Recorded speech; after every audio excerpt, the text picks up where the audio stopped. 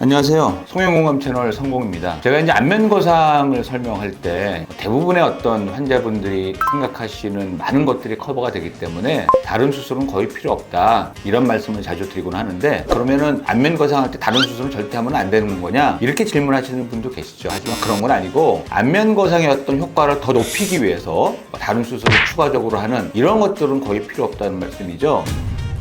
눈, 코 수술을 같이 한다든지 전체적인 어떤 미의 개선을 위해서 하는 수술은 적극 추천드리고 있습니다. 그래서 오늘은 안면거상을 할 때 같이 하면 좋은 수술, 또 가장 많이 같이 시행하는 수술은 뭔지, 여기에 대해서 한번 말씀드리겠습니다.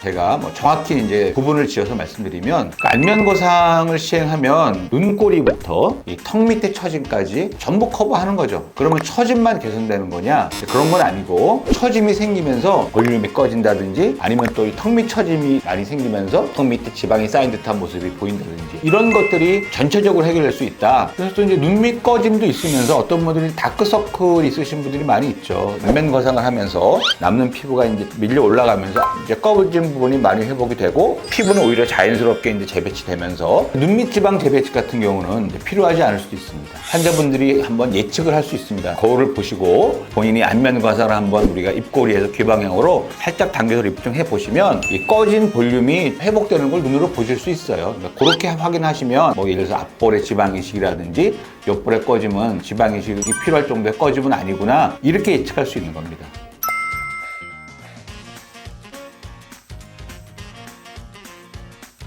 제가 권하게 되는 어떤 빈도순으로 본다 그러면, 첫 번째는 이마거상이죠. 이마거상은 또 많은 분들이 눈 주변의 처짐에 대해서 생각 안 하시고 안면거상으로 다 커버가 가능하다, 이렇게 생각하고 오시는 분들이 많이 있어서, 그런데 이런 경우에 제가 아까 말씀드린 바와 같이 눈꼬리에서 턱 밑까지 회복을 시켜놨다 그러면 이 눈 위서부터 이마가 해결이 안 됐기 때문에 이 눈 주변의 처짐이 많이 두드러지게 돼 있어요. 많이 차이가 더 나 보이는 거죠. 그래서 이런 경우에는 제가 안면거상을 시행하실 거면 이마거상은 필히 하시는 게 좋다. 왜냐하면 너무 언밸런스 할 것 같기 때문에 하지 않으시면 굉장히 어색해질 것 같다라고 설명드리는 분도 있어요. 그래서 빈도수로 본다 그러면 제가 이제 안면거상 할 때 이마거상을 같이 권하는 경우가 많고, 두 번째는 하안검 수술이에요. 우리가 안면거상이라는 게 처진 얼굴 전체 처진 부분을 위쪽으로 리프팅하는 과정이기 때문에 이 눈 주변의 처짐이 얼굴이 처지면서 밑으로 당겨져서 오히려 펴져 보이는, 가려져 있는 경우가 대부분이에요. 그래서 눈 주변의 아래쪽에 처진 부분을 위쪽으로 원위치 시키면 눈 밑에 처짐이 드러나면서 피부가 이제 속눈썹을 밀고 위로 밀려 올라가는 경우가 굉장히 많이 있습니다. 그런 경우는 그렇게 우리가 수술을 마무리할 수는 없기 때문에 하안검 수술을 같이 해서 속눈썹 아래로 절개해서 남는 피부를 정리해주는 하안검 수술을 꼭 같이 해야 된다, 이런 설명이 이제 이마거상과 함께 제가 환자분들한테 같이 많이 권하는 수술입니다.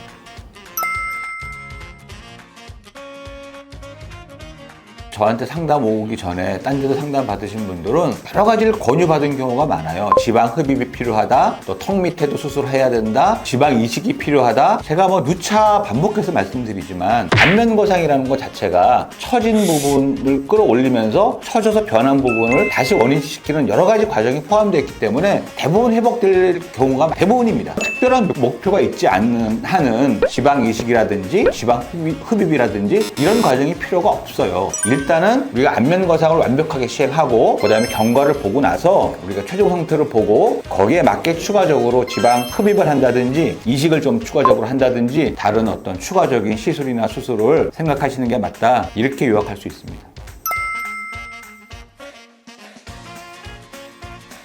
이런 질문을 가끔들 많이 하시고, 안면거상 받고 나시면 더 오래 유지하기 위해서는 이런 걸 계속 하시는 게 좋다, 이렇게 권유를 하시는 것 같아요. 그러니까 자꾸 저한테 물어보시는데, 안면거상 하고 나서 한두 달밖에 안 지났는데, 원장님 제가 이걸 더 좀 오래 잘 유지하기 위해서 슈링크나 울세라 같은 거 언제부터 할 수 있나요? 이런 질문을 하시는데 말이 안 되는 질문이죠. 수술의 결과가 울세라나 이런 걸로 보충한다고 해서 조금 더 좋아질 만큼 수술 효과가 약한 것도 아니고 굉장히 극적으로 우리가 드라마틱한 효과를 보는 거거든요. 안면 거상을 하게 되면 결과가 뭐 5년, 6년 유지되는 건 아니에요. 다시 조금씩 자연스러운 처짐이 생기고 하는데 제 생각에는 굳이 하신다 그러면 뭐 한 4년, 뭐 5년 후에 처짐이 조금 약간 생겼을 때 그때 조금 추가적으로 하시면 도움을 받을 수 있을 가능성이 있고, 반대로 좀 많이 지나서 뭐 한 7, 8년 지났다 아니면 10년이 지났는데 처짐이 다시 많이 생겼다, 그런 경우는 사실은 뭐 수술이 아니면은 어느 정도 효과를 보기 어렵기 때문에 또 거기에는 해당 사항이 없어요. 그러니까 제가 권하기로는 굳이 필요 없다, 뭐 굳이 하신다 그러면 최소한 3, 4년이 지난 후에 하는 게 의미가 있을 수 있다, 뭐 이런 정도로 마무리하겠습니다.